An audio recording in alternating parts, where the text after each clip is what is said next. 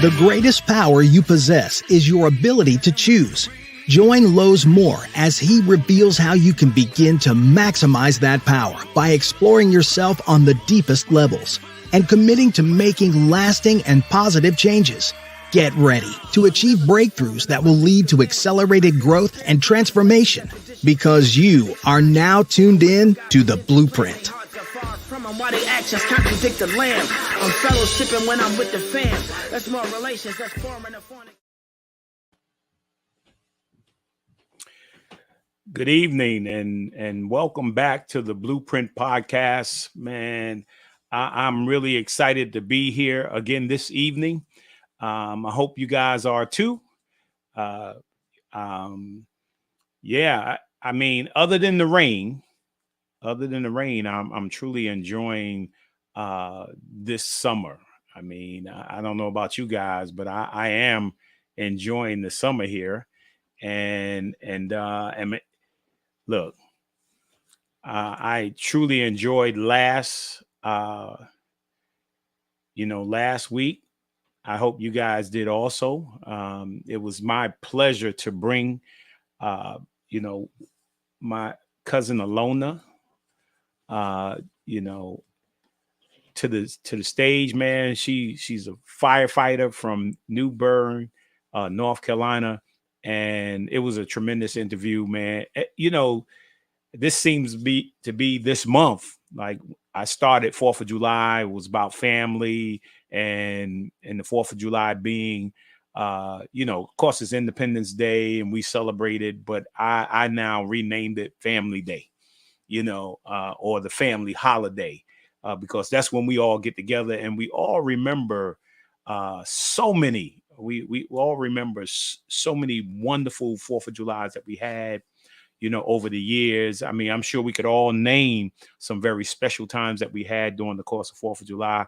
And so, I've kind of continued, this week, hopefully this month, continue with some family members. And I was actually having a discussion with one of my family members who's doing some wonderful things. And you don't know where your family members are. I mean, unfortunately, during the pandemic, we didn't have a whole lot of reunions. And I remember before, as you get older, family reunions become far and in between. I can't even remember the last one that I was at, but I know that we were developing a family tree. And our family is just so huge. So you don't know what anybody's actually doing, around the world, all around America, man. And I'm noticing that a lot of family members are doing some really amazing things, So, but I want to thank you again for your support each and every week of the Blueprint Podcast. If you don't mind, I'm on Facebook, Lowe's Moore the Blueprint on Facebook and Lowe's Moore the Blueprint on YouTube. If you don't mind, just like and subscribe. It'd be greatly appreciated. Hopefully I'm coming, straight to you guys. To me, I'm looking at myself and moving in slow motion, but maybe to you guys, I'm okay. But we're going to continue to move forward. But I'm really excited, man. And I hope you guys, beside the rain, I hope you guys are truly enjoying your summer. And I'm looking at it. Seems to be going real fast. I don't know about you guys, but man, 4th of July got here quick, right? And it seems like August is about to arrive, but I'm gonna try to slow it down just a little bit, so we can enjoy the rest of our summer. So let's get rolling here. I want to start off with my book of the week.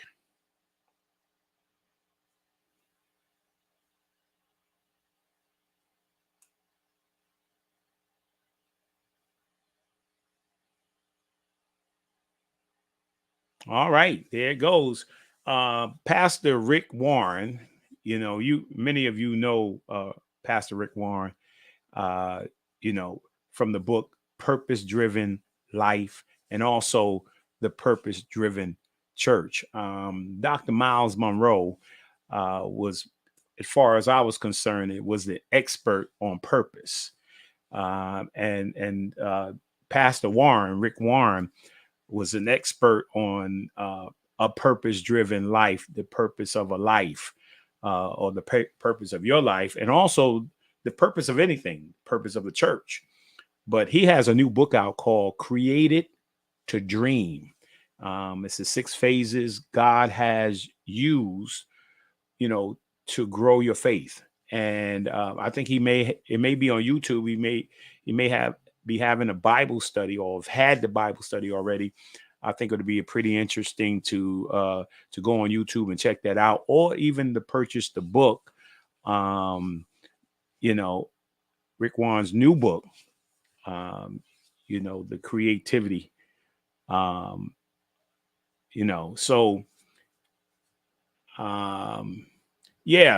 that's my book of the week, and here's my word of the week, which is connected to the book, and something that the word of the week. I think we got the affirmation up there, not the word, but the word of the week is created, like Rick Warren's book, right, is created. And we were just talking about with my guests before I came on, about how creative things are. And I was literally upstairs watching Hack Your House, right? And it was, first time watching it. We watched several of the episodes, and how creative they were in small spaces, and they were just creating different things in your house, and different designs, and just so creative, and it's amazing that we are creative beings. And so this word is so powerful. It's crazy. You can think of something and then start to put it into play. You can start to create stuff. Just think of an idea, man. Think about this. If you live in New York, right, and we see the Empire State Building, and now a new skyline, a new design over the next 10, 20 years, the skyline of New York is going to change, right? And it's, that's in somebody's mind, right? Somebody thinks of something, and then all of a sudden, they start to create it. And so it's a very powerful word. You can think of something, and then, man, if you have the discipline, right, and if you have a dream, you can just all of a sudden, man, you can just create something out of almost nothing, right? But being creative is so important, right? So check that word out, creative. Hopefully we all got creativity, so don't assume that we don't. Everybody has some creativity inside of them. Everybody has something, in a dream in there, they're dreaming about, or thought that, or an idea, right? I say just go ahead and do it. So I'm excited about that. So next is my affirmation, the Hill Harper Pierce Harper affirmation. It says, you possess the power to change your thoughts. It is the greatest power, the power to choose. We all have the power of choice, right? And affirmations and quotes are so important. I mean, I like to read one every day. Definitely love to read something out my Bible every single day, right? And then I like quotes, and this particular quote comes from Bob Proctor, and so one of my I love Bob Proctor's book. We are all born to be millionaires, and so make sure you check that out and your affirmations. And so next is my movie and music of the week.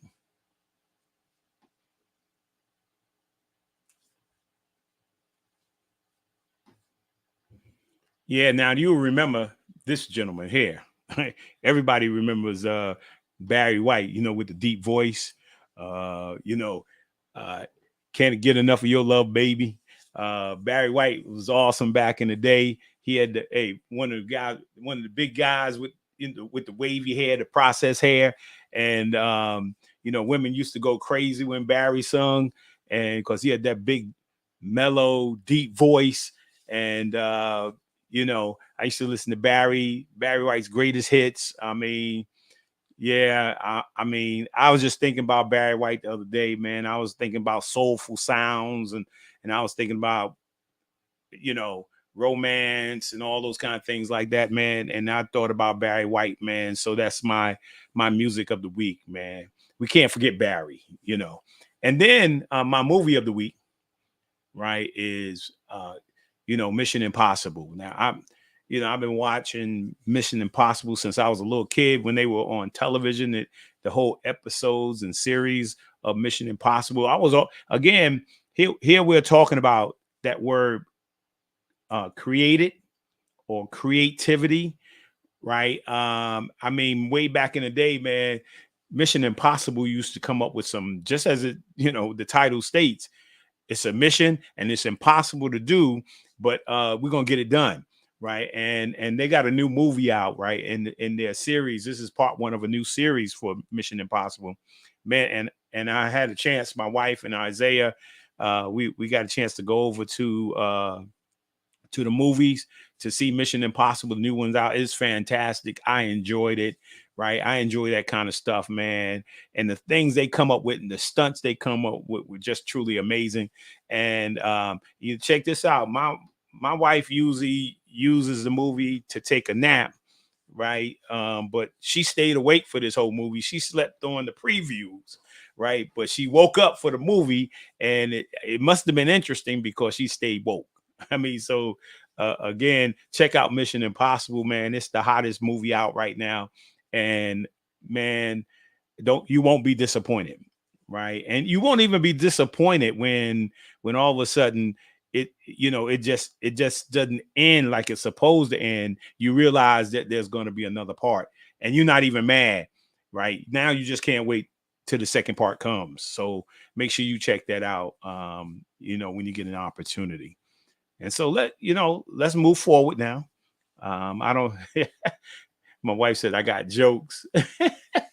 Yeah. Hey, and let me say this about my wife. We went to see Matrix back in the day. She can't go to she used to couldn't go to movies late at night. So that was a trigger, a flag. Don't go late at night because you fall asleep, right? And when the first Matrix came out, and remember Trinity and Matrix, the girl that jumped in the air and did the karate thing, and she had her legs up in the air and she was getting ready to kick, right? And she was froze for a second, right, in midair before she kicked somebody. And I looked over and my wife was knocked out, man. But before the movie even started, it just started and she was gone. But anyway, she was there with me, and it's all cool, So let's move forward. Hey, again, the person of the week is Barry White. Man, he's so nice. I had to talk about him twice, right? Barry White is the person of the week. Man, it was gonna make me pull out some of go to YouTube and pull out some of old Barry White and listen to Barry. Yeah, I think it's on. So that's my person of the week. Man, we've been having a lot of birthdays. I don't know if we have any birthday shout outs, but if not, man, I'm going to show this highlight and then we're going to jump into the interview.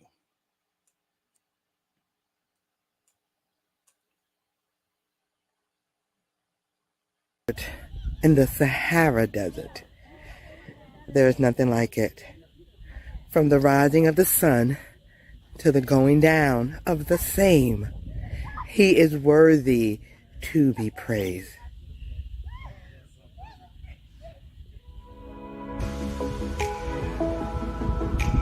To God be the glory for the good things he has done.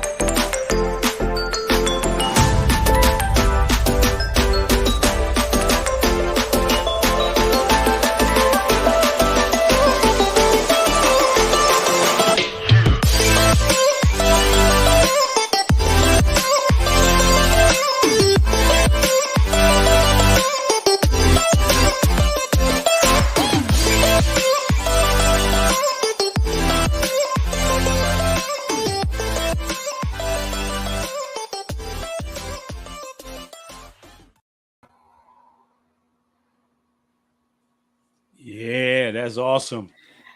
Lori Overton, welcome to Well, the Blueprint. thank you. Thank you for having me. Oh Yeah, man, no, it's my pleasure. You know, yeah, it's good. and Good. you was looking what? I was looking at that video and I'm like, I didn't realize we had so many trips last year. I was like, wow. Wow. No wonder I'm tired. Wow. But it was good. It was good going down memory lane because sometimes I'm so much in the weeds just doing the work that I don't, sit back up and look at everything that we done. So just looking at that, I'm like, oh my goodness. And then here comes another one and another one. But yeah. So yeah. Yeah, and now first of all, well, second of all, that was 2022, Mm-hmm. right? Now we're in the kind of the middle of 2023. So before we get rolling, let's talk about where you been in 23. And now you okay, let's talk about you just got home Friday. Yesterday, actually. Yes, I was supposed Okay, to go home Friday. I got stuck in Mexico. I just got home yesterday, but go ahead. okay. So talk about just the last trip before we go into the beginning of 2023. Just talk about where you just come from. Where I just come from. So I had a group of lovely, I think like 34, 35 ladies. We were in Italy and in London. So we spent 11 days traveling. We started in the south of Italy and Naples. Beautiful, beautiful area. So we went to Naples. We did wine tasting. We did some scenic routes in that area. Went to Capri, and then we went up to Rome. We spent 3 days in Rome, seeing the Vatican, the Sistine Chapel, the Colosseum. I mean, amazing trip in Rome. And then we flew over to London and we spent 3 nights in London. And so that was a trip that was requested by one of my very good clients, Herlock Marketing, who runs a theater group. And so every year she likes to do an international theater party. And so this was the second time I had done that for her. So we ended in London and we went to see Six and 222. I mean, it was amazing. It was amazing. So after having that trip with a large group, I said, oh, I'm going to take 4 days off and go to Mexico by myself. Went to Mexico by myself and was supposed to get R&R, but as I told you earlier, I was stuck in a room working for a couple of days, but that's okay. That's okay. I got some beach time on it. So yeah, I was in Mexico. So I literally was home. I was gone from home for over 2 weeks. I left on the 29th and came back yesterday, the 15th. So 2 weeks I was gone. So it's all good. It's good. It's good. No, Yeah. that's good. So now let's go back a little bit. Let's talk about what you guys have done in 2023. Oh my gosh. So this year has been amazing too. We started in Jamaica. And so we went to Jamaica in 23 in January. I've been doing that for the last 4 or 5 years. Your mom with me in 2022 in Jamaica. That was fun. Went to Jamaica. Then in February, we had a group that went to Panama. After Panama, we went to Senegal and West Africa. And then I personally went to the Philippines. I didn't take a group, but I went to the Philippines after Senegal. And then in May, we went to Morocco. Morocco is amazing. All the trips are amazing, but Morocco is something special about that. After Morocco, we went to Greece. And after Greece, we went to Italy. That's the trip that I just went on. And then now I have a group that's in Portugal right now. So I have one of my ambassadors leading that group to Portugal. And then I go to Ghana in about 10, 11 days. I leave to Ghana. So it's been busy. It's been busy. Folks are ready to travel and I'm ready to take them there. So that's a good relationship we got. You want to go? I'll send you. Yeah, I'll send you. Yeah. Oh man, no, I just think it's exciting because I think when we had a conversation, about coming on the podcast, sometimes we only think of travel like summertime. Okay, summertime. So everybody's trying to gear up for travel. And I learned from you, man, that travel is all year round. I mean, so talk a little bit about travel all year round. Oh, yes, definitely. Travel is definitely a year-round activity. So, and also think about it. Summer is different different times of year in different places. So although it's summertime here now, below the equator, like in South Africa, is winter. So so it's summer at different times of the year. But yeah, you want to go to different destination um when it's their season. Like for instance, right now it's really, really hot. So it's summer. And so I typically would avoid somewhere like Dubai during the summertime, Mm-hmm. or somewhere in the desert. Some people go depending on it, because you can get good deals. But I usually try to go when the place is probably the good time to go. Like I would go somewhere like Dubai and Egypt somewhere between like October and maybe April. And so I have trips throughout the year. If you see that I went to Egypt last year in I think October, went to Iceland in November. In January, we went to Jamaica because the weather is very mild and January is not it's not too hot. So there are different seasons that you want to be mindful of to go. And also some destination like in New York City, you don't need to necessarily aren't beach destinations. You want to go and maybe see like Paris. You can go to Paris any time of the year to go see the museums, the different sites. So really, think out of the box. It's not just summer vacation. And I know people tend to think that, particularly when you have children, because you get to travel only big trips during the summertime.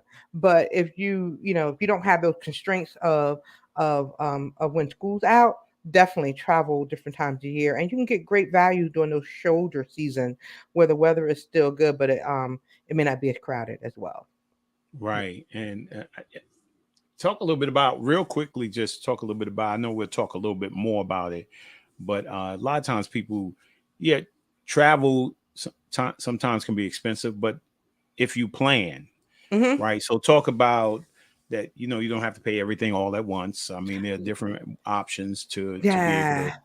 to travel. Definitely, definitely, definitely. I think anything you want to do is definitely worth planning for. And travel can be expensive. I won't even skirt around that. Um different levels of expense. You can do something local or further away or do these big bucket trips. But I like to plan my trips about a year out. So, most of the Overton Travel trips are on the website, I would say at least 10 months in advance or longer because I like to get people payment plan. So if you were to go and sign up, you can sign up for a trip now all the way out until November 2024.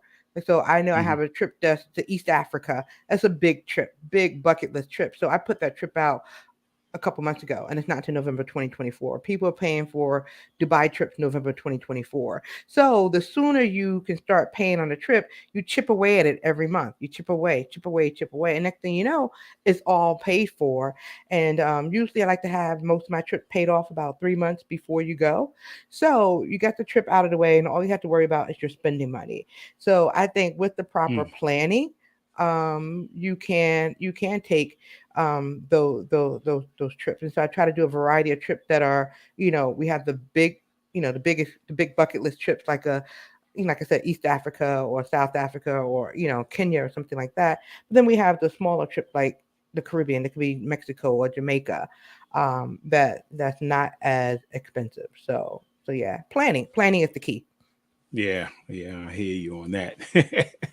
Yeah, but I don't know anybody that doesn't like to travel, and one of the things I wanted to get out the way is that you guys are traveling. Some people are cautious about traveling in this time, Hmm. right? And you guys seem to be doing it easy, right? I mean, you guys are like planning the trip, you going, everybody's having a good time. Next thing you know, they're back home. So you definitely, the planning is key and is well planned, and in terms of safety and all those kind of things are all taken care of. And my mom really enjoyed herself Mm. in Jamaica. And I was glad because it was still a question about the pandemic at the time. Everybody was Mhm. hesitant. She was hesitant, but you know, she jumped in it and said, "Look, I'm going to Jamaica," and she was there, and she enjoyed it. So I think I even had some pictures from back then when they were out there in Jamaica. But I'm sure we'll pop those on the screen. Okay. But yeah. Um, so, talk a little bit about that in Oh, terms of travel. That, yeah, that they, go yeah. there. You Okay. guys in Jamaica. Yeah, that was fun. You know, that was the most nervous I've ever been on a trip because I'm like, I got Nan with me. I like, I got to bring Nan back home. Oh my goodness! And when we took that COVID test the last day, because it was still COVID was going on, we took the COVID test last, and I had my massage scheduled after we got our COVID test, and the masseuse, she's like, oh, you have all these knots in your neck. I said, y'all, you just don't know. I had Nan, I had Emma. I said, I got Nan, and I got the turkey wing lady, with me on this trip. I got if I don't bring them back, I can't come back. But yeah, but seriously, so one of the things that what I pride myself, this is not a commercial for Overton Travel, but I have No, to. yes, it is. Because Yeah. you gotta tell it like it is. Yeah, People want to so, know, like the Boys and Girls Club. One of the first things I say in the Boys and Girls Club is that, safety and security equals fun. yeah. Right. So if a child's not going to come to your organization if the parent doesn't think they're safe and secure, right? Because they're at work and they ain't having no fun. I mean, right. So yeah, I mean, safety and security is number one, and that's what people think about. Yep, exactly. So, like for instance, during the pandemic, I purposely chose places to go that had a lot of outdoor activities. Because it was shown that COVID spread less. It was less likely to catch COVID at an outdoor spaces. So I chose warm climate places to begin with. So we went to Jamaica, where we were outside at the beach, and things. There's plenty of room to social distance.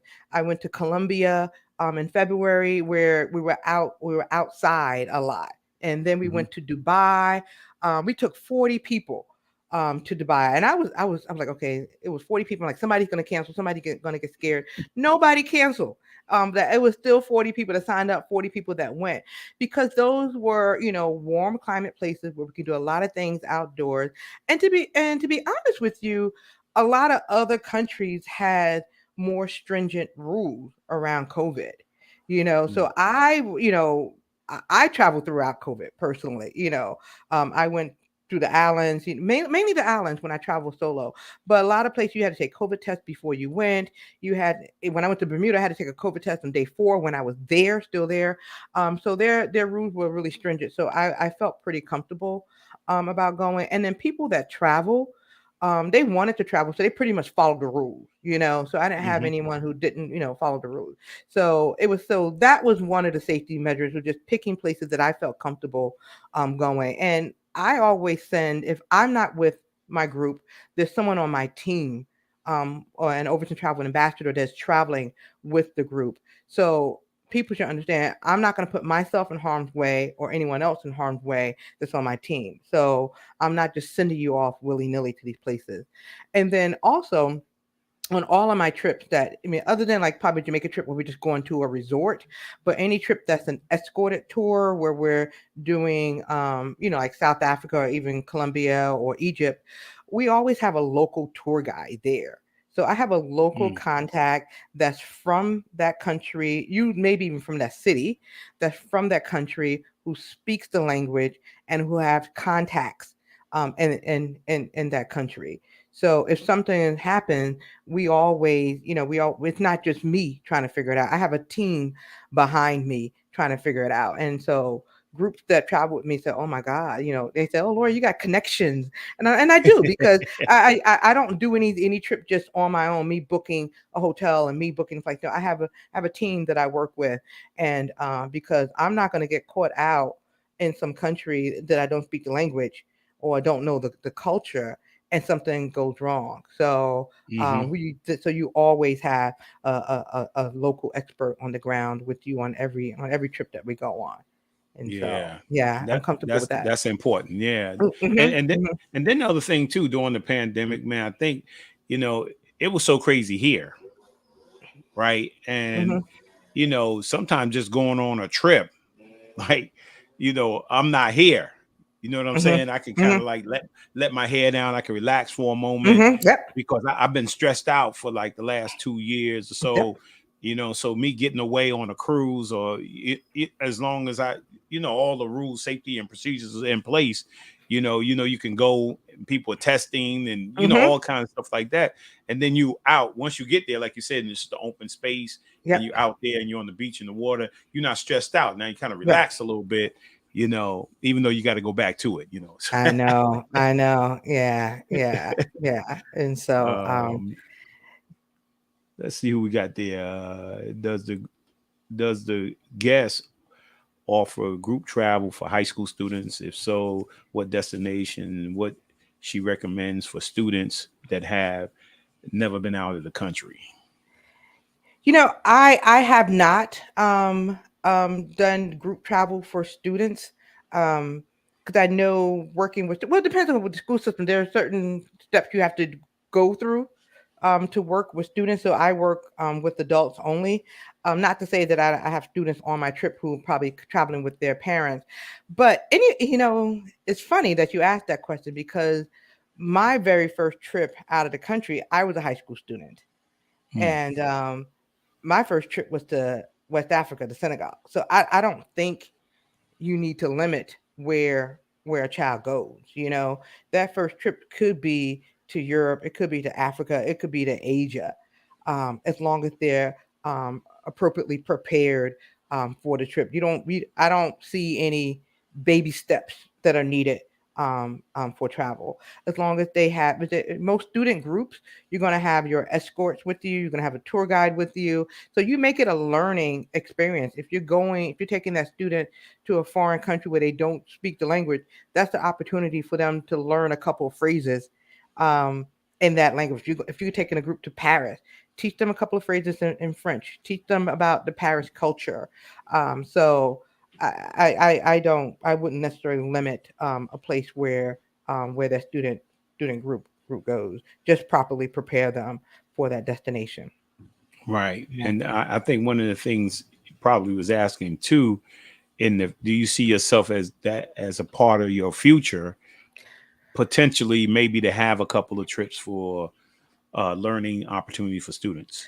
Definitely. I mean, that is one of my goals for the future, because that's part of like paying it forward. We talk about paying it forward. And I think one of the reasons that I am sitting here is because as a student, I was exposed to travel. Mm. I would say first, as a young child with my family, just exposed to just traveling domestically. I'll never forget. This is funny. I think I had to be like in second grade or so, and starting school. You know how like you write for the first day of school, like, oh, what you did last summer, what you did over the summer. And I Hmm. remember coming home, and my mother said, "Oh, what you do in school?" And I told them we had to write what we did over the summer. And she said, "What do you write?" And I wrote, "I went to North Carolina. My family from North Carolina. We always go there every summer." And she said, "Didn't you write that last year?" And I said, "Yeah." She called my father. She said, "Frank, we got to take this child somewhere. She needs something new to write." And so yeah, so she didn't want me to write the same thing every summer. So I would go to Disney World, family trip to Disney World, family trip to Niagara Falls, things like that. Exposed me to just local travel. And then when I was in 10th grade, 11th grade in high school, um, Mount Vernon High School, which I'm very, very proud product of, um, um, Dr. Larry Sproul used to Hmm. take a Yes. group to Senegal and Africa every year, and I went with him to Senegal and Africa, and that's when I first got my passport. I got my visas and my shots. The whole process of getting prepared to travel abroad. So the very first trip that I took, out of the country, other than Canada, was to West Africa. And Wow. so I've never forgotten that experience. I even wrote my college essays on that experience, because I learned through travel to don't believe everything you see in the media, and I still don't believe everything I see in the media, because um, when I got to Africa, or let me just say, because Africa is a continent, when I got to Senegal in particular, the only image that I had of, I would say, Africa was, at that point in time, this was 1986, the Ethiopian famine was going on.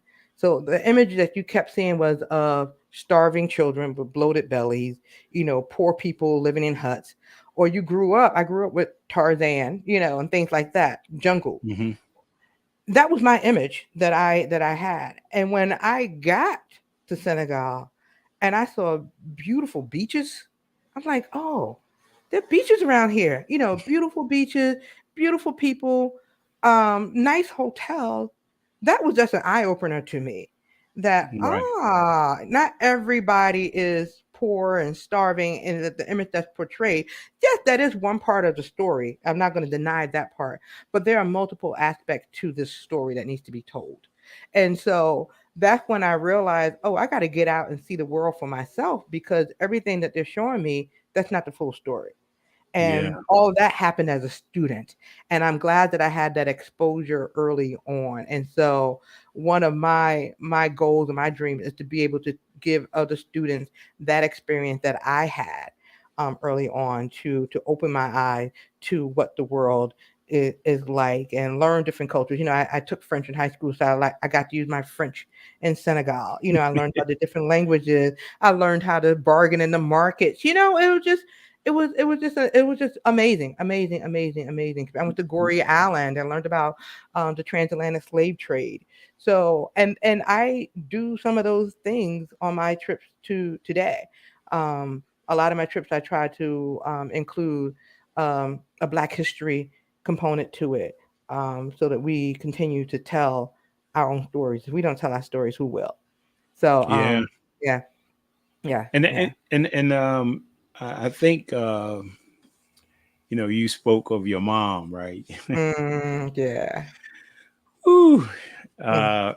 I'll never forget. I got in trouble in Nathan Hell. Now I'm a young guy, so I don't know any better. I just saw a crowd, right? Uh-huh. And they took one of the students, young lady, around right down the street from where Nathan Hell was. There was a house, and it's a double driveway, and I saw guys going back there, and I got when I followed them. I got back there, Mhm. and they had a young lady back there, and I don't know what they was going to do back there, but all of a sudden, out of nowhere, the principal comes, and everybody gets in trouble, Mhm. right? And so I, I'll never forget. It's like yesterday. Um, so I get in trouble, and I get home, and my mom is like, "Wait, and your mom is there with my mom, right?" Mhm. And so my mom was like, "Wait till your dad get home," and then your mom, Villa, is saying to um to my mom, "You gonna beat him? You gonna punish him?" Yeah, I mean, like, I was like, "What are you saying?" And she kept saying, "Wait till your dad get home, man. He gonna get you." Uh-huh. I was thinking in my mind, man, somebody show her out, man. She's starting stuff. No, my mom was a disciplinarian around here, so she would have got you. Oh no, she was like almost volunteering to give me what you want me. I didn't even do anything. I was just standing there like everybody else. Oh,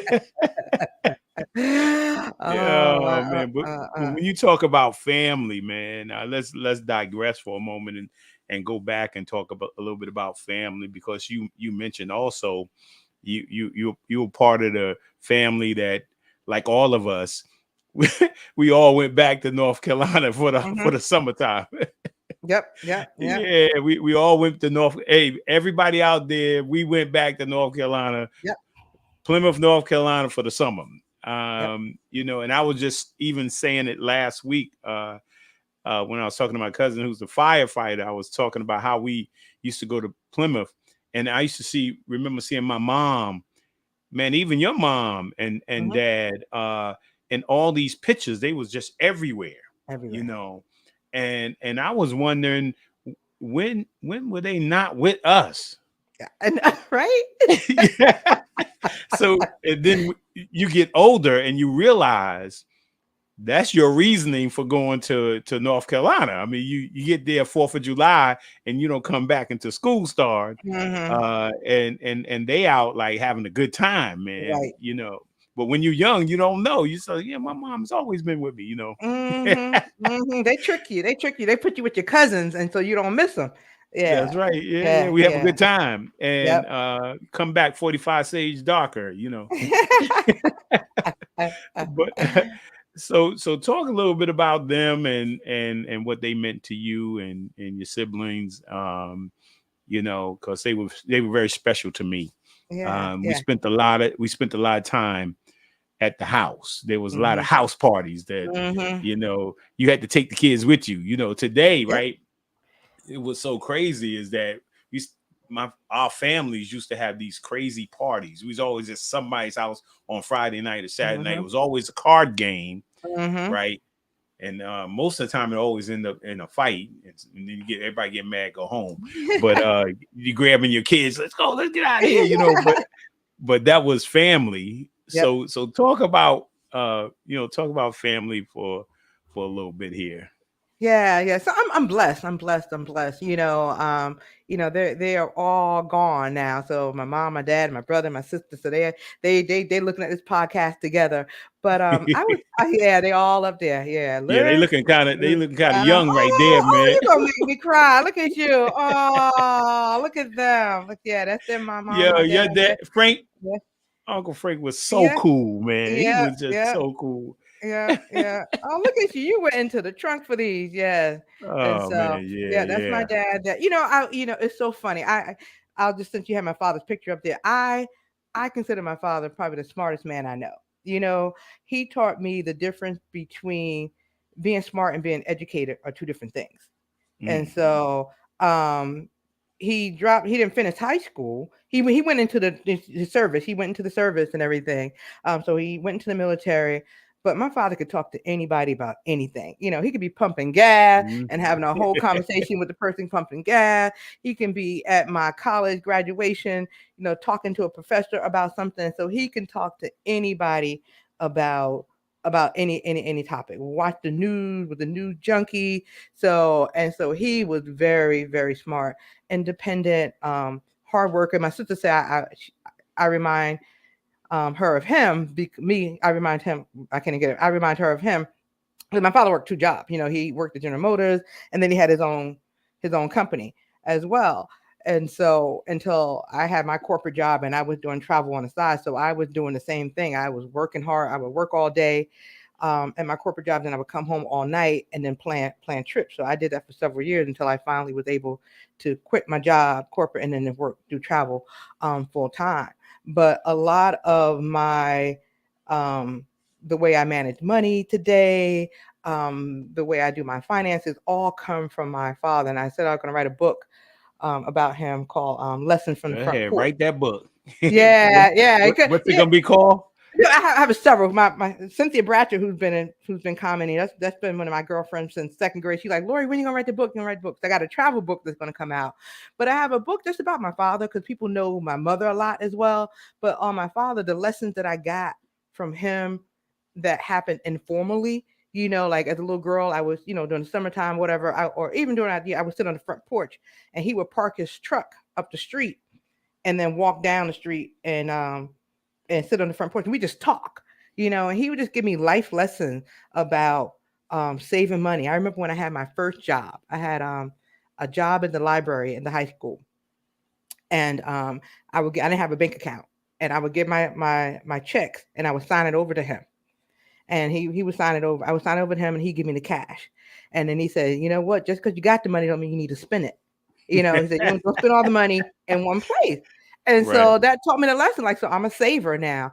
And then after a couple of weeks of me signing over my checks to him and him giving me the cash, he took me down to the bank and had me open my first bank account.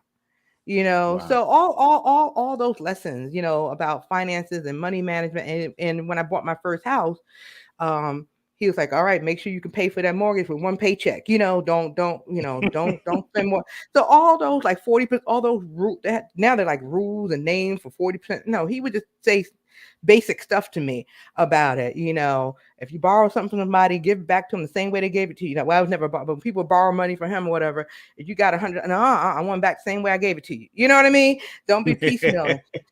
Also, yeah. So I find my financial management comes from my father. He's like, if you ain't got it, don't get it. Don't spend what you don't have. So things like that. So and those are all just kind of informal lessons, just sitting around the front porch or sitting around the kitchen table that he would just instill in me. So one of the days that book gonna come out. So my father was great, and he was a great provider. Like everything.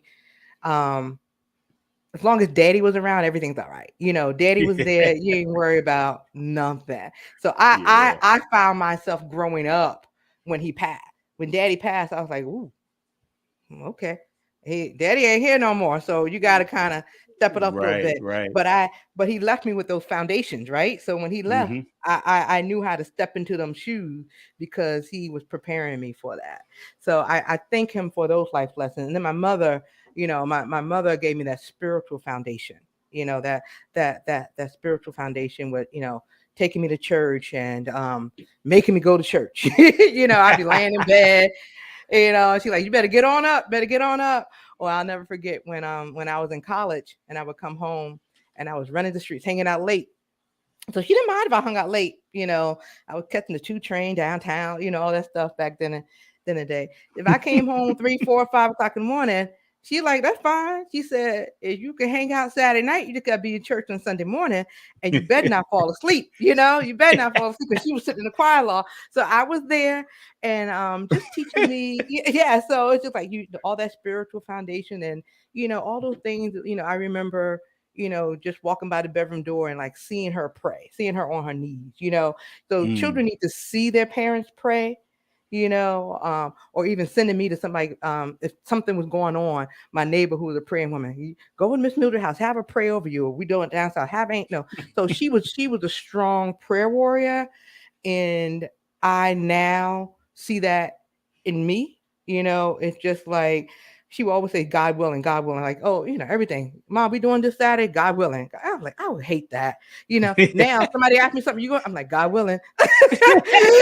I was like, oh, I used to hate when she say that. Oh my God. So it's that You were looking prayer. for like a yes or no. Yeah, yes No, and we're not no. going. Yeah.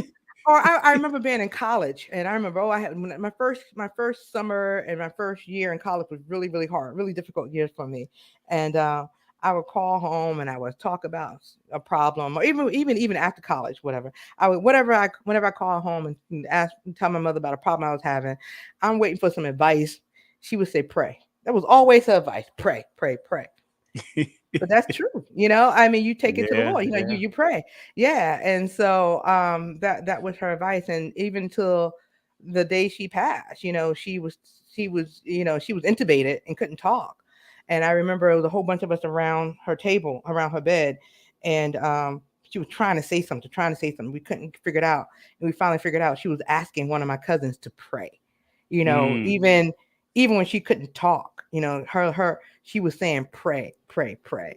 And so she's left me with that strong spiritual foundation, that even before on my trips, before every trip I pray. Right. Sometimes people come up to me on a trip, and it's funny, and this happens often on trips. Somebody says, oh, Lori, how do you do this, or how do you figure that out, or whatever. And sometimes things happen that I didn't even plan, right? I'm like, oh Lord. I'm like, that was good. I'm like, God, you done showed out. And so I told him, I said, sometimes I would be like, all right, this is what I do, yada yada. But sometimes I just pray before this trip, and I just have faith that, Mm. that God will make it work out. And so that power of prayer has stayed with me. So my parents have given me a strong foundation, um, that I am so blessed to have. And then I have my brothers and sisters who are great supporters as well. That's my brother Wallace. Yeah, he was probably my biggest. Oh my God, he told everybody, my sister's a travel agent. My sister's a travel agent. He gave my card out to so many people and stuff like that. And he was actually my first customer. My brother and my cousin Kent. I sent them on a cruise to to um to the Bahamas. To the Bahamas. My brother was on dialysis, so he couldn't travel far. And Right. so I figured out this 3-day cruise that I can send him on. I gave him dialysis on that Friday before the cruise, and then he took the cruise with him and Kent. Both of them are now passed, but they were my very first first clients. I have another video when I talk about them being the first one. I took them on a cruise, yeah, and then my sister as well. My sister liked to travel with me. There she is, and she's like, "Where we going? Where we going?" So she went to Jamaica with me a couple of times, and she wanted to go to Mexico with me. When I went for my birthday, I said, "No, Lisa, I can't get you over to Mexico," and something happened. But she was a big supporter, always talking about my little sis. When I met her Yeah. friends, they was like, "Oh, your sister always talk about her little sis, her little sis." So I was very, very blessed to have a very supportive family. So to God be the Yeah. glory for that. Yeah. Yeah, definitely. And I mean, but I mean, you talked a little bit about your high school trip Mhm. kind of sowed the seed, Mhm. and then how did you actually now, that your seed got to be watered, Mhm. right? And then eventually, it's got to sprout. So Okay. so what made you choose travel? I mean, I get going on a trip in high school, but then finally thinking like, hey, I want to do this. Yeah, that was a long process. So I don't know how long. I mean, I'll try to give you the abridged version, because I, travel kind of chose me, I would say, because I had no idea that I would end up having a career in travel. I mean, I love to travel, like a lot of people did. So, like, I traveled abroad in my junior year in college. I lived in London for a year, so I spent some time there. And then I was always a big traveler with my friends. Um, and then I remember when particularly I planned this one trip to Italy. A friend of mine got married in Italy, and I was with another friend, and I planned our trip. We spent like 3 weeks going throughout Italy after the wedding. And at the end of the trip, my girlfriend, she said, Lori, and I had planned everything down to, like, I had a spreadsheet and I had the train times. I had everything mapped out, where we were going, what we were doing. And I really enjoyed planning that trip. And at the end of the trip, she said, Lori, you're good at this. And I'm like, "Oh, thanks." Mm. She's like, "No, I'm serious." She said, "All I had to do was pay you the money and show up, and you're good." And I had planned everything out. And I was like, "Hmm." So that kind of like, "Hmm." But, my background, I have an engineering degree. So my background had nothing. So I went to Cornell. I had an engineering degree. Um, so travel was nowhere in my cards. I worked in financial services for 25 years, and travel was just something I did for fun. But what started to happen was I was planning more and more trips with friends, and which I love to do. And then I said, "Oh, you know what? Let me just start a travel business for fun. Maybe I can get a free trip myself. Get some discounts off trips." Never thinking that it would be a career. So I started Overton Travel, and like I said, I did my brother's cruise. I've done some other cruises, trip to the Caribbean. And then I did one group trip to South Africa. The very first group trip I did was to South Africa. And I advertised it, and then people showed up. So I'm still in shock today. I'm like, oh, I put out an email, and I never forget the first person that gave me a check. She came by my house. This is back then when I was collecting checks and stuff. She came by my house. I want to go on a trip. Here's some. I didn't even have like a real invoice. I didn't even have an invoice made up. I think I wrote something, like whatever.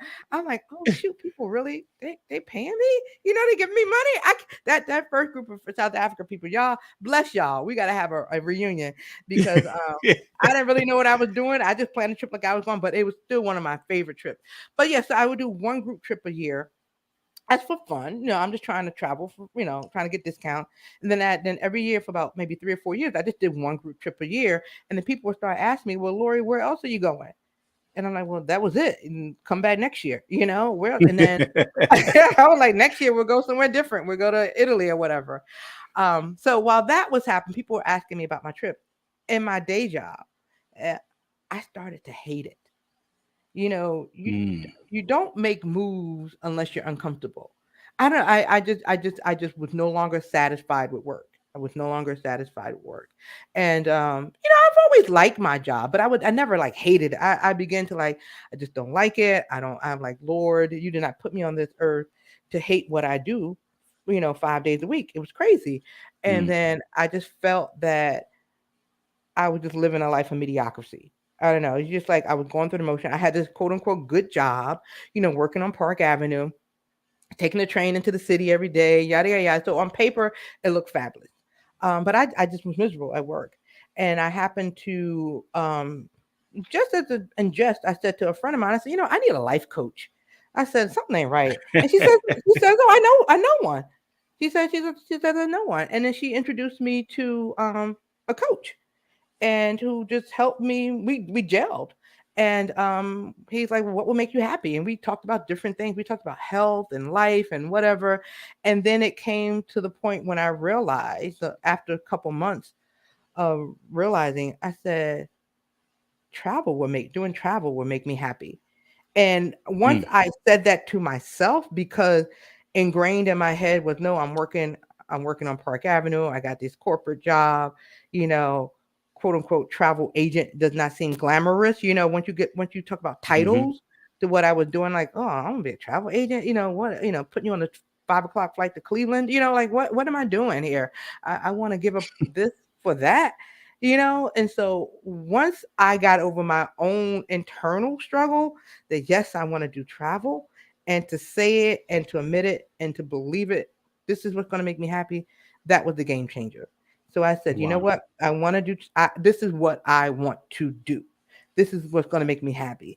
And then we put a plan in the place to how do I transition from my 9 to 5, which was paying the bill.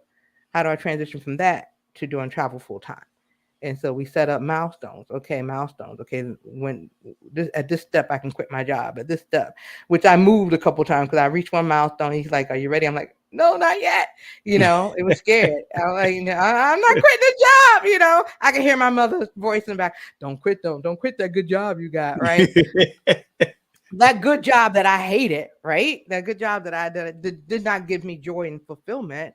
Um, and so I took that leap of faith. It was funny because I had good vacation time. I had about 5 weeks vacation in my job, so I was able to do um, my travel and work. So I would just do it on my vacation time. So my group trips, I use my vacation time and to do it. And I remember in 2018, I had used up all my vacation time and I had a trip to Vietnam that I really, really wanted to go on. I really wanted to Mm, go on that trip to Vietnam, and I didn't have enough vacation time. So I said, Lord, I guess that's my clue. That's my sign. So I quit my job. September 28th, 2018 was the last day I worked. And I went full throttle into Overton Travel and haven't looked back ever since. So well, yeah, yeah. I always say like my grandfather, right? James Earl McNair, Mm-hmm. right? And I people heard me say this plenty of times on the show because sometimes we're not looking for uh, clues. Sometimes people are interviewing, and I used to say in the beginning of the show, I used to drop my pebble in a pond, right? Because you just don't know the ripple effect Mm-hmm. that when somebody's in conversation or discussion, or when you reading a book or watching an interview, somebody might say something, or they may not even see it right then live, and they just happen to pick it up somewhere. You can pick up anything now, particularly in Instagram, social media, the whole 9 yards. And my grandfather used to always say to me, "Come here, boy, I got a nugget for you," right? And I would like go over to him, and I'm looking at his hand, and he had nothing in his hand. He said, "No," and he would tell me something, right? So, and today in the commercial, it says with Damian Lillard from the Portland Trail, he's talking about dropping dimes, right? Well, Mm-hmm. you just gave a nugget and you just dropped the dime because there are a lot of people out there who are stuck in dead end situations, Mm-hmm. right? Who don't know where to go with their life, and sometimes we'll spend money on anything and everything, right? But we won't say, well, I need a life coach, right? Mm-hmm. I need somebody to give. I don't know what I want to do, but I need somebody to give me direction, Yep. right? And help me as I was talking to somebody um, on, I think it was yesterday when I was at the Shamrock game. We were talking about strategic planning, right? We were talking about how you have to plan things out, right? Well, we work in jobs that plan things out all the Mm-hmm. time. I mean, that's Yep. how you work from a plan. Yep. But most of the time, we don't have a plan for ourselves. You Exactly. said it about health and what do you want to do in the future, and you have to have somebody. So I thank you for dropping that dime or giving us that nugget for somebody out there, that's wavering, Mm-hmm. don't know which way to go and stuff like that. Sometimes it's okay, Mm-hmm. to be in that place, right? But you need to get some advice, from somewhere. Yep. And then I think Dr. Miles Monroe talks about the wealthiest place in the world. What are the wealthiest places in the world? And he always mentions the diamond mines, the coal mines, all these different places, oil fields, and then he says the graveyard. Mm. Yeah. Where with so many dreams, Mm-hmm. we were never able to complete the dreams or assignment that God has for us, Right. because we were too busy working, right? Yep. And there could be remnants. There are books that were Mm-hmm. never wrote, movies that were never written, because we had it in us. We kept saying that's what I want to do, but we Mm-hmm. never took the risk to do it. And Yep. so I thank you for that. For those who are listening out there, and know what she said. She made. Look at the process it took for Lori to get to, all right, developing that plan and then saying, okay, having a clear picture or understanding, okay, it's time for me to move. Mm-hmm. Right. Sometimes people don't know when to move. They just Mm-hmm. stay in the place and get stuck. Yep. Yep. So again, thank you for that. And now you got this travel agency and it's doing well. And so talk about, like, you're so passionate about it. So let's talk a little bit more Okay. about travel Okay. and the company, where you are now and what you need to, because there's different levels. You're at one Mm-hmm. level now, Right. but it seems like you're accelerating, you're growing Right. extremely fast. And what's the next steps? Yeah. Yeah. So Oh, the and let me say this real quick. If you guys uh-huh. have any questions out there, um, you know, make sure you ask the questions. And, we'll answer all the questions. Put it in the chat box, comment box, and we'll ask the questions. Man, I know you got some questions. Um, either about travel or about changing changing directions. Yeah, make sure you put them up there. Go ahead, Lori. Okay, good. So yeah, Overton Travel, I love it. I'm so happy to be running Overton Travel, and we have grown, particularly post COVID. We had some rocky times during COVID, and when nobody was traveling, but I still stays top of mind doing my Wanderlust Wednesdays. Even doing webinars. I did webinars every single week for about 6 months, when nobody was going anywhere, because this is what I love to do. If I am not traveling, I love talking about traveling. So when you asked me to come on, I'm like, bet I'm here.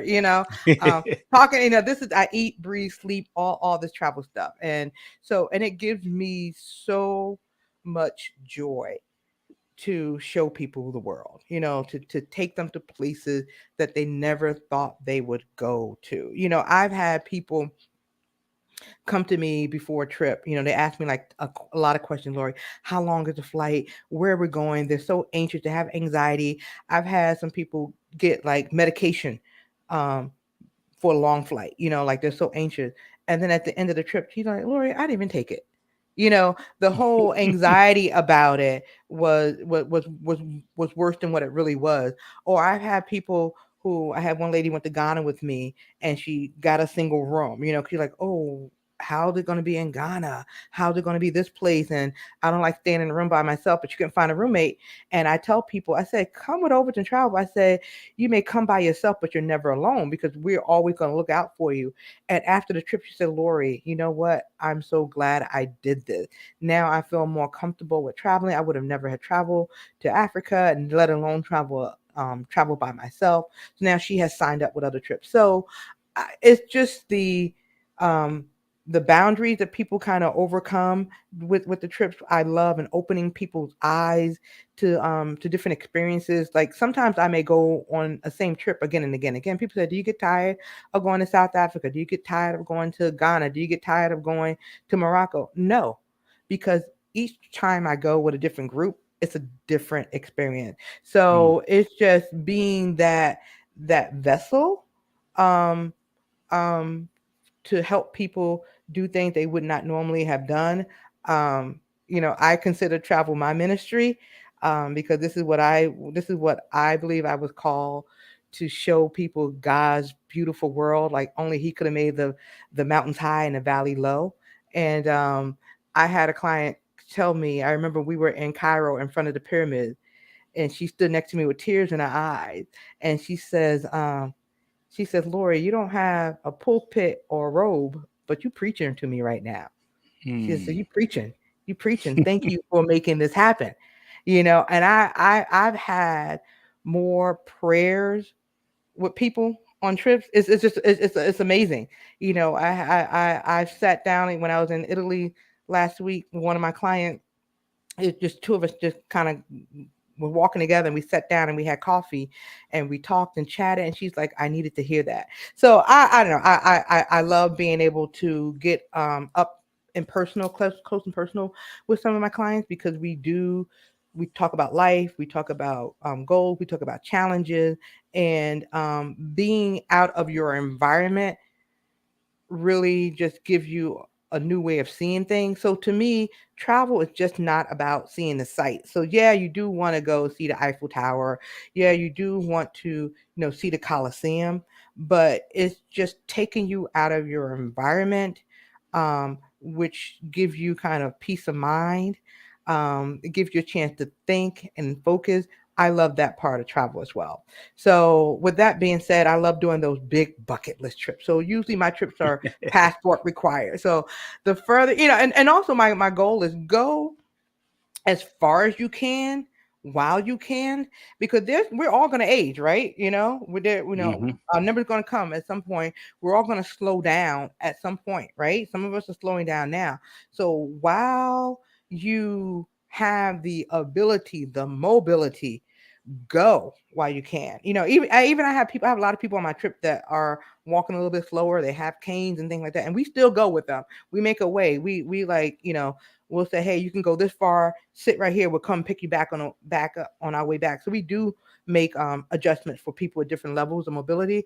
But I want to go far now, so that's why I'm taking folks to Africa. That's why we're going to China. We're going to Vietnam. We're going to those places that people ask why. I never forget when I had a trip to Vietnam, people said, "Why are you going?" I said, "Why not? Why not?" Yeah, yeah. So, but yeah, so we do my bread and butter are escorted group trips. Where I plan everything in advance. So really, all you have to do is pay your money and show up. I plan the itinerary. I pick the hotel. I have all the tour guides. My tour guides are amazing. You ask anybody Mm. about my trip, then you will see that I have really really awesome tour guides. Um, and I plan everything out for you. If you go to overtontravel.com, you'll see every trip that's out there has a day-to-day itinerary already planned. Turkey, one of the most underrated places ever. Love, love, love, love, love that trip. People are like, "Why are you going to Turkey?" Um, and then that's the trip of South Africa. I don't have children, so I call my trips my babies. And so South Africa was my first child, my first baby. So but I go to South Africa several times a year. I think next year, this year we're going twice. Once this year, next year we probably have 3 trips to South Africa. Yeah, that's Egypt. So all those trips that are up there are big bucket list trips.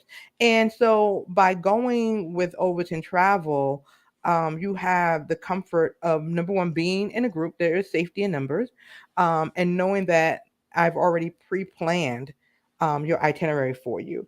So most everything is pre-planned. I do leave some wiggle room, some free time for you to explore on your own. So, you with a group, you do want to maybe try a restaurant on your own, or have a down day at the beach. I don't give you much downtime. I already tell people, sorry, not sorry. I tell them at the beginning of the trip, I said, this is not a vacation. this is a cultural experience. I guarantee you will come back home tired. Sorry, but not sorry. You rest when you get back home. And so the trips are jam packed. One lady said, "This is boot camp." Boot camp, but they love it. They keep coming back. I have a large repeat clientele that I'm so blessed that people entrust their travels to Overton Travel again and again, again and again. And so we're up to doing, like I said, I started out doing 1 trip a year, then 2, and then 8, and I think we're up to almost 20 trips a year that we do. One every, yeah, sometimes twice a month, at least once or twice a month.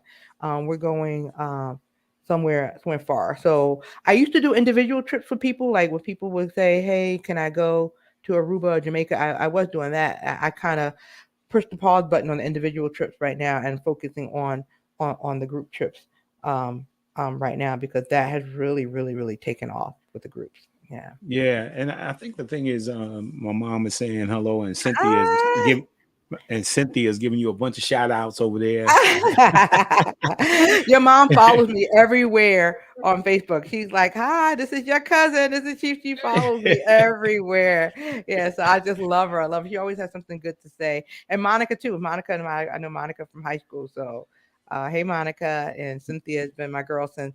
I have a joke about Cynthia. We've known each other since second grade, but we didn't like each other, so we've been friends in third grade. Yeah, that's where it all pans out. You always end Yeah, up in friendship, and you don't yeah. even know why you didn't like her. She I didn't like know. you. Yeah, I know, right? And it's crazy. That when people talk about ministry today, right? We only see ministry in the four walls of the Mhm, church, and we need it. We need churches, and we need the mhm, four walls. You know, but I think the church also is there to equip us, and that's one of the main things of the blueprint. Right? It's about, I always talk about the seven spheres of influence, mhm, right? Which is, of course, the spiritual church, family, education, media, sports, arts, and entertainment, government and law, and then of course business and finance. So, but as God uses the church to equip us spiritually, right, to go into whatever sphere of influence that we have, whatever mhm, gifting we have, we're supposed to go, right? And mhm, and and so, you know, the club was a ministry for me, dealing with family and kids and helping to keep mhm, the club sovereign and valuable and impactful.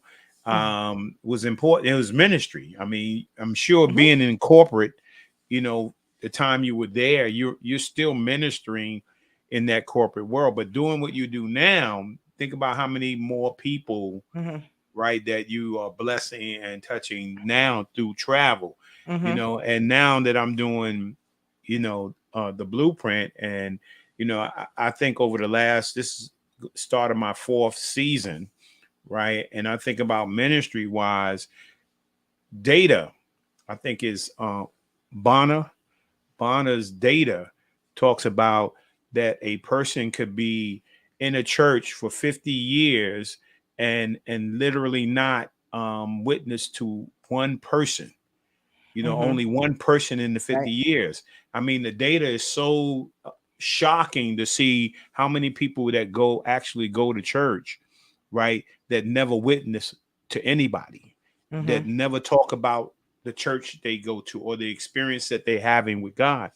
And yet I think about over the last 4 years through the pandemic, how many people I've got to ask about their relationship with God, or how many mhm, people that have spoken about their relationship to God, and how many people I've got to ask the question to, and how many people have viewed over the last 4 years, right? So I'm literally talking about my relationship with God, or the individuals are talking about their relationship with God, more than people that attend the church. I mhm. mean, so ministry comes in different forms, and Yep. and Yep. I'm glad you said how that this is your ministry. Mhm, You know, I call spiritualpreneurs. mhm. Yeah, yeah, and you feel it, like you know it. Like I am so comfortable and my skin down and myself and talking about my beliefs and God and things in this line of work. So I remember when I was working in corporate, where you have you certain things you can't talk about, religion and politics. You can't talk about Hmm. this. Or you have to have the persona or whatever. And now I'm in a place where I'm in a role where I can be authentically me. Mm. And authentically me is bringing all of me. If I need to pray with somebody, I can pray with somebody. If I can laugh, I could be whatever. I show all sides of Lori now, where Yeah, before I nice. had I had one side. Now you get all of it. You get the spiritual, the silly, you get crazy Lori. I feel authentically me and comfortable in my skin. And I remember on this last trip, I said, you know what, this is what I prayed for. Like Hmm. I prayed for this. And then I see it coming through fruition, is where the what you see is what you get. There's no representative that I'm putting forth. And so that is a blessing. And and it's great. And like you said, I could minister to people in all different ways. And I've learned that. I learned that a couple years ago. It's funny when I couldn't make it to church. Like, so when business started picking up, and I was missing church a lot. And you feel, then you get that guilty, or you get the look, oh, I didn't go to church, I couldn't make it to church, I couldn't do it, this, da, da, da. And then I realized, church is not that building, you know. Church is wherever I am. And I don't just minister in that building. We minister, there are no walls for it. So it's just a wonderful thing. It takes a while for you to see it. You don't even see it while it's happening. You see it afterwards. And so yeah, so I no longer have that guilty feeling if I don't make it in that physical building, because the pandemic taught us that as well. Hmm. Um, yeah, we do still need that need. We do still have that need to fellowship, and I'm not going to deny that. Um, but but that's not the only place where you can get your spiritual fulfillment.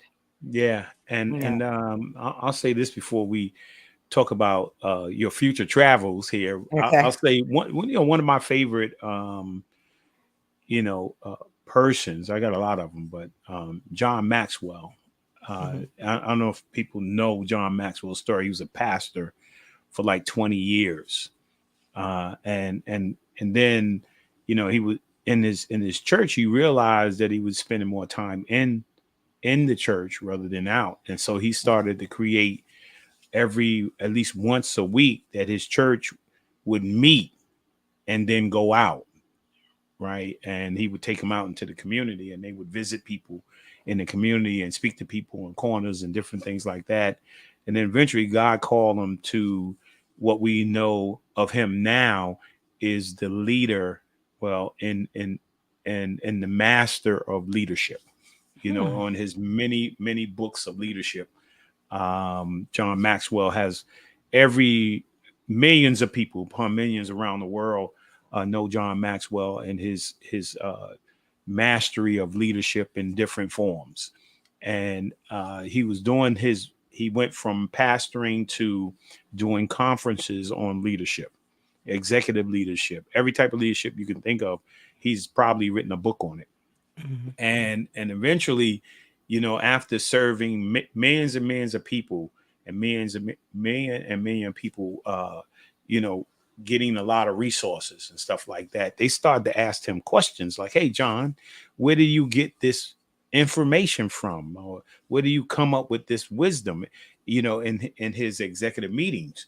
And he said, you guys really don't want to know that. He said, yeah, we want to know, Hmm. right? And so so they kept bothering him. Finally he says, oh, my wisdom comes from the Bible. And they said, Hmm. oh man, but they couldn't deny it because they had had so much success. They had gotten so much good results, Hmm. right? That he couldn't just say that the Bible wasn't impactful, or that what Hmm. he had given them was impactful.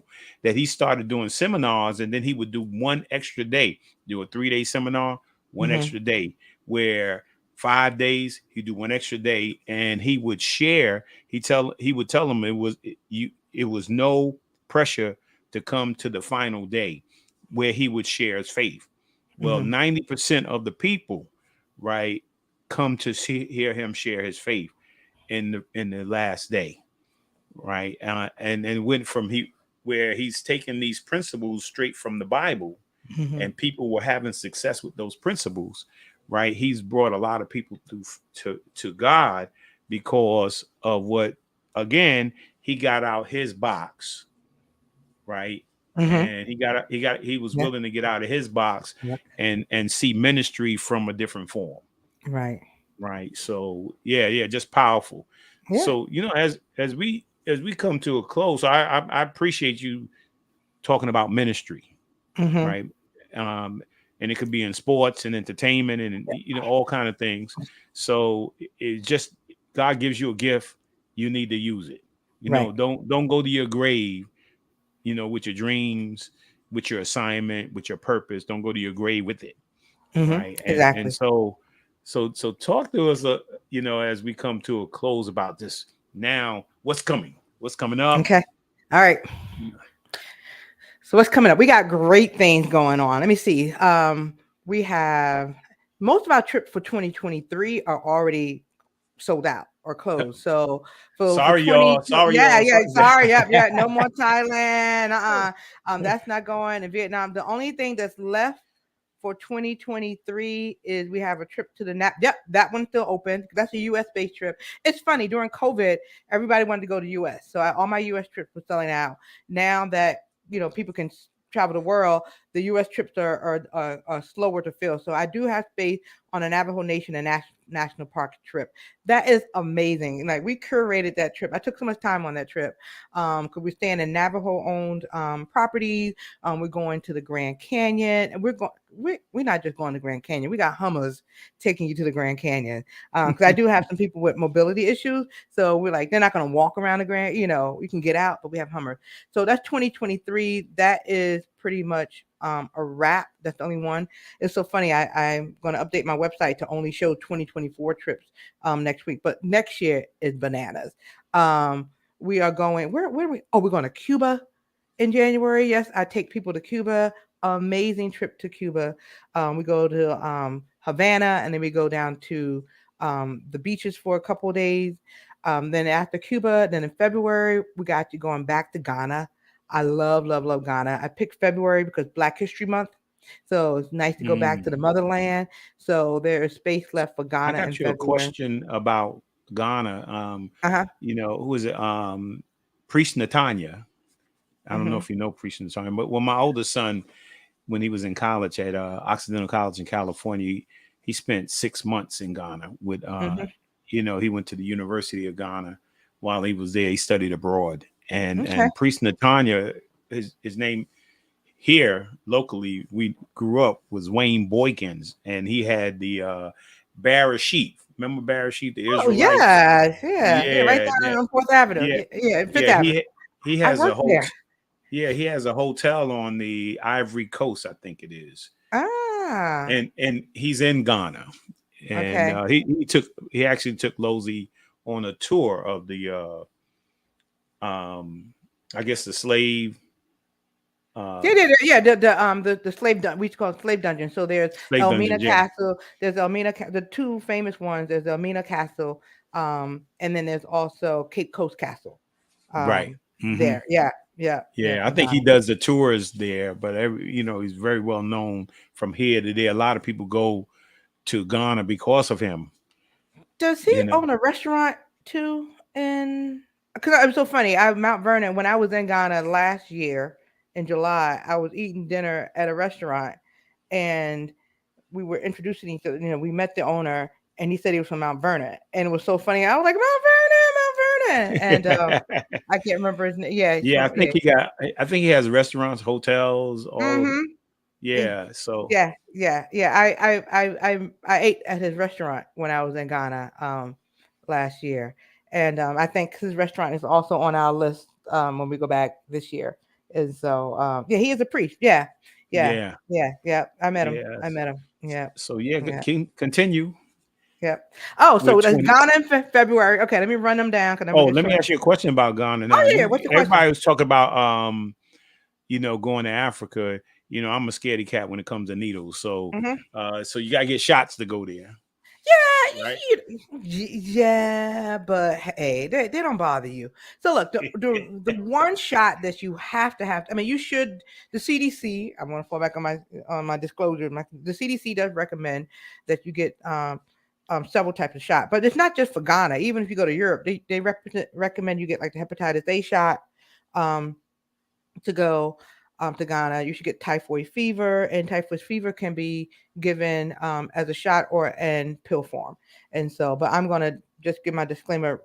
That refer to whatever the CDC recommend as well, and talk to your doctor, because I've had other people talk to a medical doctor who didn't get certain shots. So just want to give that disclosure. But yeah, you should get your shot. They're easy. The one main shot that you have to have before they let you in Ghana is yellow fever, because yellow fever is prevalent in Ghana, and you cannot get your visa unless you have your yellow fever shot. But I mean, it takes a nanosecond to get that shot. You good.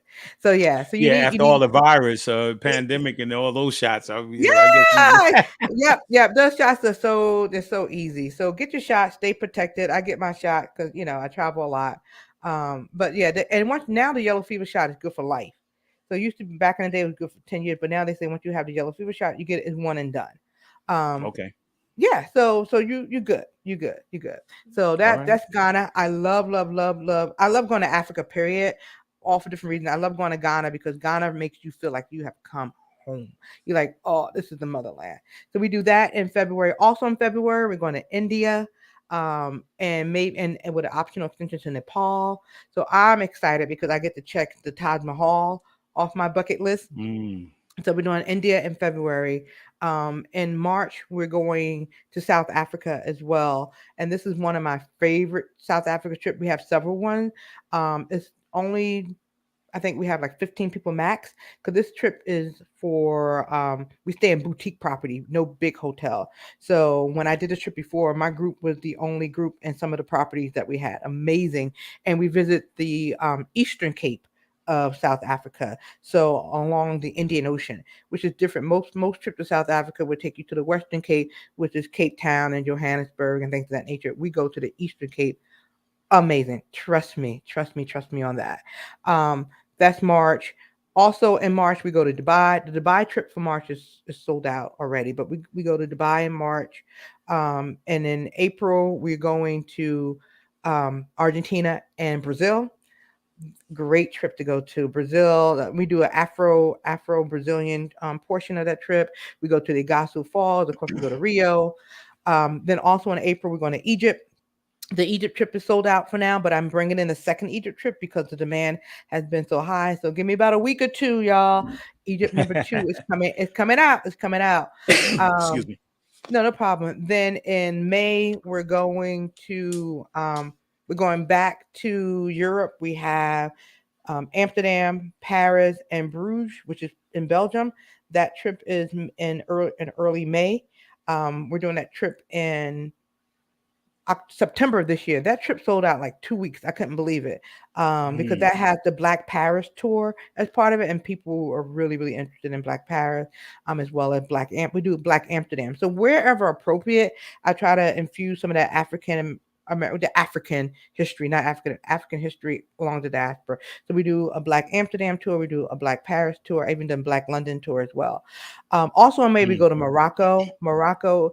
That trip to Morocco is super duper fabulous. It's a big trip. It's 2 weeks long, but we do a trek across Morocco.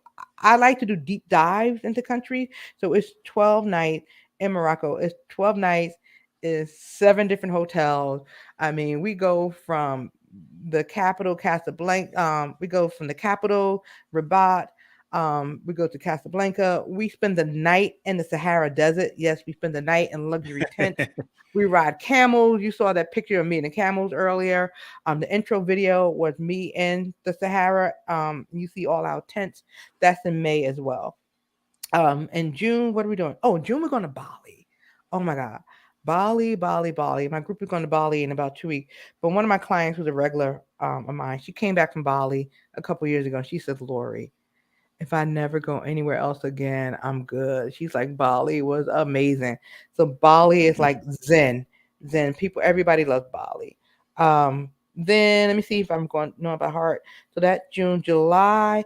Oh, in July I have a trip to Eastern Europe coming up. It's not out yet, but stay tuned. We're going to Prague, Vienna, and Budapest. So I just finalized that probably last week while I was traveling. So that's an I like, I call this kind of like the second level trips after you've gone to like Italy and France and London, all those first tier trips where when you go into Europe, you go for the first time. Now, a lot of my clients have already done that. They've grown with me. So now they want to go to other places like I said, Budapest and Prague and Vienna and Switzerland and things of that nature. But this trip is coming out. That's Eastern Europe. Also in August, we'll be going back to South Africa. That's my first child. I've been doing that trip in August for about 10 years now, and it hasn't changed. It's a crowd pleaser. In September, we go into Greece.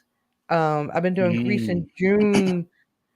Um, we done Greece in June for like 3 or 4 times. So now I switched it up to September. Greece is amazing. I was just there last month, and we go to Athens. We see the Acropolis, the Parthenon.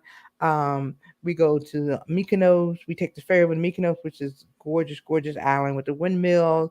And then we go to Santorini, which is probably one of the in my top five most beautiful places on earth. Santorini with those white sugar cube houses in the mountains.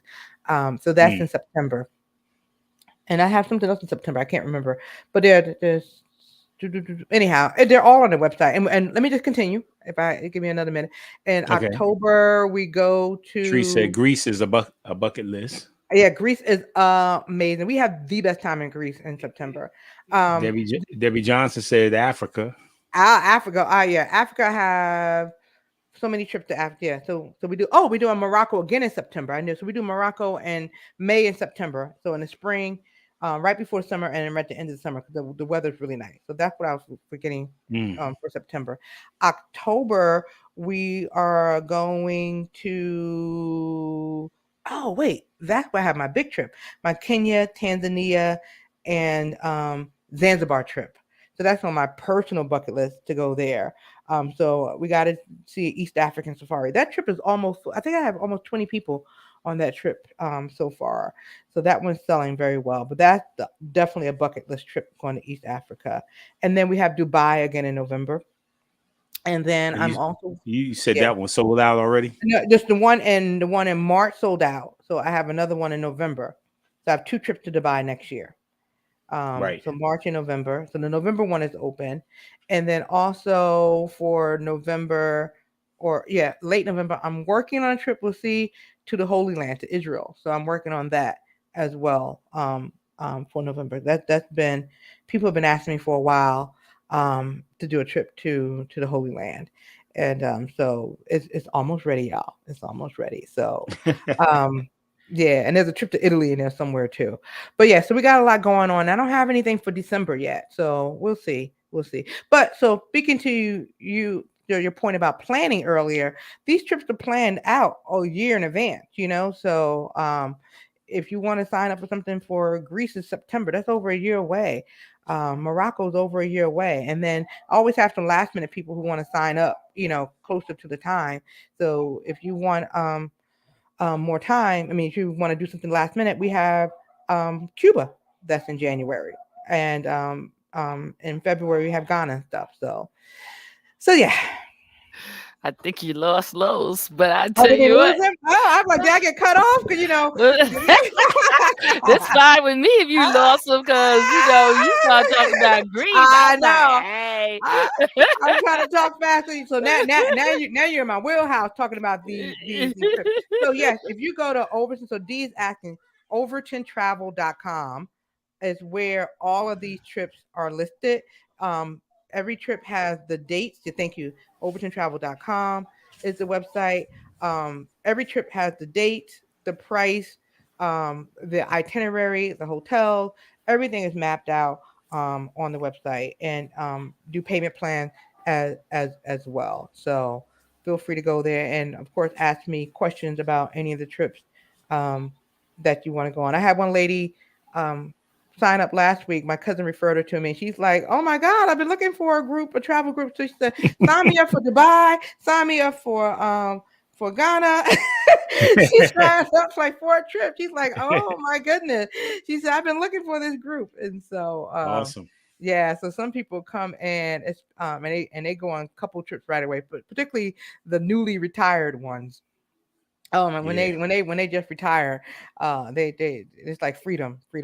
So yeah, Yeah. Well, yeah. this has been awesome. Hmm. Yeah, we somewhere down the line we may have to do this again, so let people know, remind people. Yeah. Yeah, we have to do it again. We have to do Yeah. like a trip, every now and then. Yeah.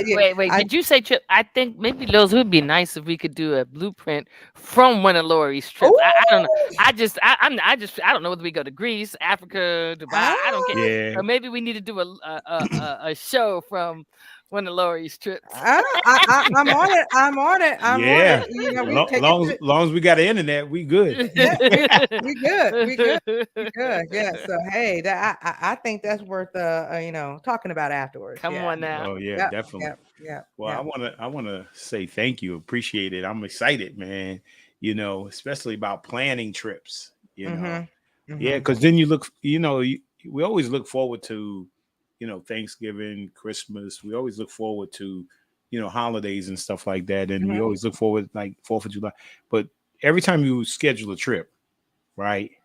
Every time you schedule a trip, you look forward to it. You just you got it in the back of your mind, and it gives you life. Yeah, it really does. I tell, because sometimes people, like when I was working, or sometimes I'm like, you know what, you get on my nerve, but it ain't gonna bother me because I'm going to Jamaica.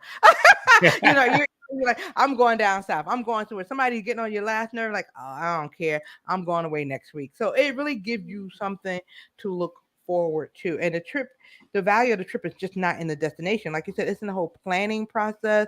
Oh, what you're gonna pack, what you're gonna wear, what's the weather look like. It's that whole looking forward to it. See, your mom said she wants to go back to Jamaica.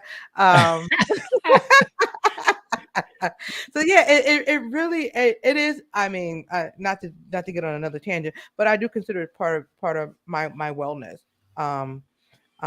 routine, because you come back refreshed and re-energized, and you're like thankful for that rest that you had to get out of your daily routine. So it is definitely worthwhile doing. So yeah. Wow.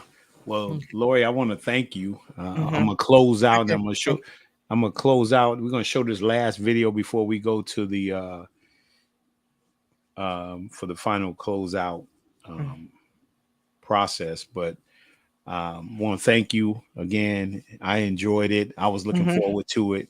Good. Yeah, I'm excited.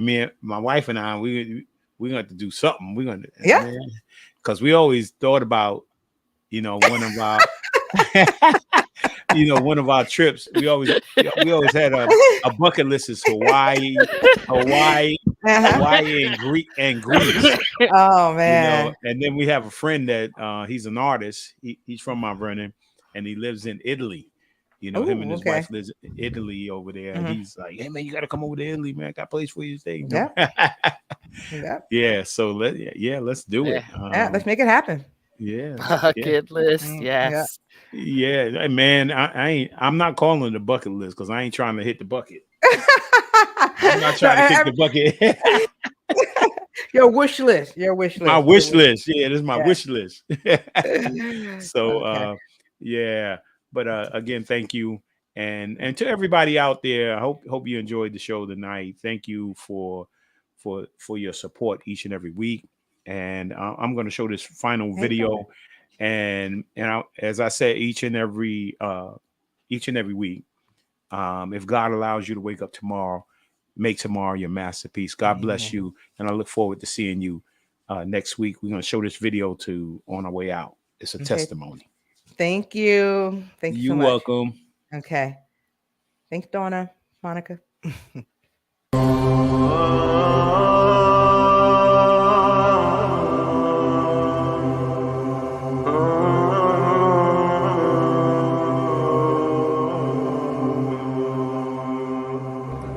Hello. I want all of you to know that I'm traveling here today with Lori Overton with Overton Travel. And let me tell you, we are on the Moroccan tour. This is my second or third trip with Lori and Overton Travel. She is amazing. Everything from the itinerary. We move, we are allowed to see several parts of the country. We keep it moving. We have time to see and explore and participate in all these wonderful tours to learn the culture, eat the beautiful food, engage with the people, shop, all the things that we want to do when we travel. We stay at beautiful hotels, but the way we are at our hotel now to wrap up our trip for these final 3 days, this is the way to travel. Morocco, Lori Overton does it amazingly well with Overton Travel, and I would do it no other way. I am Dawn Marie, and I am so happy to be a member of Lori Overton's Travel with Overton Travel. Thank you for having me. Lori, you are the best. Love you. Hearts.